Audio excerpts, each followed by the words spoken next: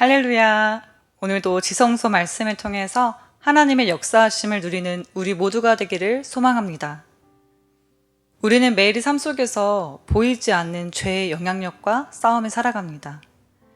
때로는 우리의 의지와는 상관없이 죄에 노출되고 마음이 무뎌지기도 합니다. 오늘 본문 말씀 민수기 19장은 당시 이스라엘 백성들이 죄와 부정함으로부터 어떻게 정결하게 되었는지를 보여줍니다. 당시 고대 이스라엘에서 죽은 시체와 접촉하는 행위는 심각한 부정함으로 간주되었습니다. 죽은 사람이나 그 시체를 만진 자는 일시적으로 부정하게 되어서 하나님과의 관계가 단절되고 공동체로부터 격리되는 어려움을 겪어야 했습니다. 그러나 하나님께서는 이러한 부정함을 제거하고 백성들이 다시금 거룩한 모습으로 살아갈 수 있도록 특별한 정결 의식을 말씀하셨습니다. 바로 붉은 암송아지의 재를 섞은 정결한 물을 통해 그들을 다시금 깨끗하게 하시고 공동체 안으로 회복시키시는 은혜를 베푸신 것입니다. 11절부터 16절 말씀에서는 죽은 시체를 만진 사람은 누구든지 7일 동안 부정하다고 말합니다. 죽은 짐승과 닿은 경우 저녁까지 부정하게 되는 것과 비교해 볼 때 사람의 시신과 접촉한 자가 겪는 부정의 정도는 훨씬 더 심각합니다.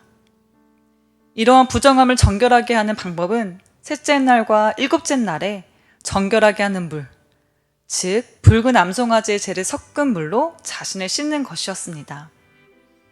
만약 셋째 날과 일곱째 날에 자신을 씻지 않으면 그는 부정함에서 벗어나지 못하고 하나님의 성막을 더럽히는 죄를 범하게 됩니다.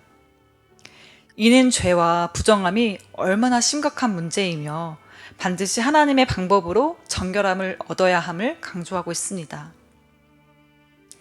14절에 보면 장막이라고 표현되어 있는데 이는 곧 집이라는 의미입니다. 집에서 사람이 죽으면 그 지붕 아래 있던 사람이나 물건은 모두 부정에 오염된 것으로 간주됩니다. 죽은 자와 접촉을 했든 안 했든 시체가 몸에 닿았든 닿지 않았든 집안에 있는 것은 모두 부정에 오염되었다고 보는 것입니다. 15절에서는 뚜껑을 열어놓고 덮지 않는 그릇도 부정하다고 말합니다. 죽은 사람이 집안에서 죽었을 경우 그 집과 그 안에 있는 모든 사람과 뚜껑 없는 그릇까지 부정하게 되는 규례를 통해서 부정함의 전염성을 보여주고 있습니다. 이처럼 죽음은 가장 심각한 부정을 야기합니다. 일으킵니다. 죽음은 생명의 반대이며 정결함의 반대이고 거룩함의 반대입니다. 단순히 생명을 잇는 현상이 죽음이 아니라 거룩함을 파손하는 것이 바로 죽음입니다. 하나님은 거룩하신 분이십니다. 그래서 하나님의 거룩함을 훼손하는 것이 바로 죽음이라는 것입니다. 오늘날에는 우리가 직접적으로 시체를 만지는 경우는 드뭅니다. 그렇다면 이 고대의 정결 규례가 오늘 우리와 무슨 상관이 있을까요? 죄와 부정함은 다양한 형태로 삶에서 스며들 수 있습니다. 우리의 생각, 말, 행동뿐만 아니라 우리가 접하는 세상 문화 속에서도 죄의 영향력이 있음을 인식하고 영적으로 깨어 있어야 합니다. 죄는 개인의 영혼을 병들게 할 뿐만 아니라 공동체의 거룩성을 훼손하고 하나님과의 관계를 멀어지게 합니다. 그렇다면 거룩하신 하나님 앞에서 우리가 어떻게 죄로부터 정결함을 유지할 수 있을까요? 본문을 보면 부정이 여겨지는 시간 동안 가만히 있는 것이 아니라 셋째 날과 일곱째 날에 정결 예식을 행하라고 명하셨습니다. 19절부터 19절에서는 17절부터 19절에서는 정결 예식의 세부적인 과정이 나옵니다. 붉은 암송아지의 재에 흐르는 물을 부어서 정화수를 만든 후 정결한 자가 우슬초로 그 물을 찍어 부정에 오염된 모든 대상, 즉 장막과 모든 기구, 거기에 있는 사람들의 뼈, 살해당한 자, 죽은 자, 무덤에 몸이 닿은 사람에게 뿌립니다. 이때 정결하게 하는 물을 뿌리는 자는 제사장이 아니라 정결한 사람입니다. 그 이유는 두 가지인데요. 하나는 이 정결의식을 항상 수시로 쉽게 시행할 수 있도록 하기 위함이고, 다른 하나는 정결하게 하는 자도 저녁까지 부정해지기 때문에 제사장이 그 일에 직접 관여하지 않도록 하기 위함입니다.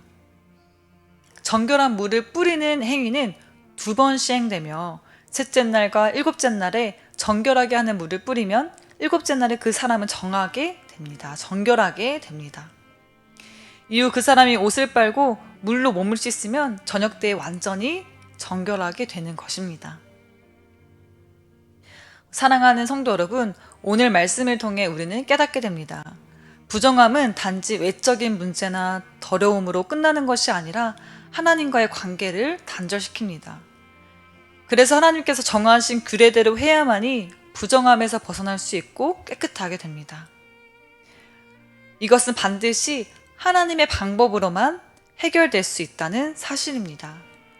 죄는 하나님의 방법으로만 죄로부터 정결하게 될 수 있습니다. 구약의 붉은 암송아지의 제가 오늘날에는 바로 예수 그리스도의 보혈로 완성되었습니다. 그리스도께서 우리를 위해 죽으심으로 우리가 살 길을 얻었습니다. 누구든지 그리스도 안에 있는 자는 새로운 피조물입니다. 정화수를 뒤집어 쓰는 것으로 새 사람이 되는 것이 아니라 예수 그리스도 안에 있음으로써 우리는 새 사람, 하나님의 자녀가 될 수 있습니다. 새 사람이 되는 길, 그것은 바로 예수 그리스도 안에서 새로운 생명을 얻는 길입니다. 우리는 날마다 예수의 보혈로 정결함을 받아야 합니다. 제사장이 아닌 정결한 사람이면 다 그 부정한 사람에게 정화수를 뿌릴 수 있듯이 하나님께 나아가서 회개하는 모든 자는 깨끗함을 받게 됩니다. 오늘도 우리를 깨끗하게 하시는 예수 그리스도 안에서 하나님 앞에 거룩한 산제사로 나아가는 저와 여러분이 되시기를 소망합니다.